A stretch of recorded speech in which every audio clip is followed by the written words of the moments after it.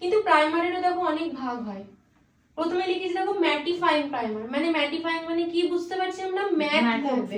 তাহলে mat finish কাদের স্কিনে দরকার হয়? অয়েলি স্কিনে। কাদের জন্য বেস্ট? For oily skin. তারপর হচ্ছে হাইড্রেটিং প্রাইমার। হাইড্রেটিং মানে যেটা হাইড্রেট করবে আমাদের স্কিনকে, স্কিনে যে ড্রাইনেস সেটাকে দূর করবে, হাইড্রেটিং প্রাইমার। তাহলে হাইড্রেটিং প্রাইমারে কি কম্পোনেন্ট থাকে?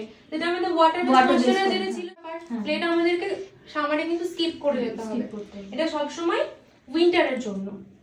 তারপর হচ্ছে পোর প্রাইমার বা ব্লাডিং প্রাইমার। পোর প্রাইমার মানে আমরা কি বুঝতে পারছি, আমাদের স্কিনে এগুলোতে দেখবে ওপেন পোরস থাকে যে সমস্ত ব্রাইডের প্রচুর, তাদের ক্ষেত্রে আমরা ইউজ করব পোর প্রাইমার, ঠিক আছে।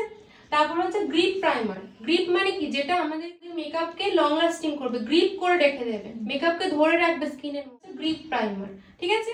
প্রত্যেকটা পয়েন্ট দেখবে এখানে লেখা আছে, কিন্তু এটা প্রাইমারেরও কাজ করেছে। ভালো স্কিন হলে পোর যদি না থাকে তাহলে পোর প্রাইমার অ্যাপ্লাই করা দরকার নেই, ওকে।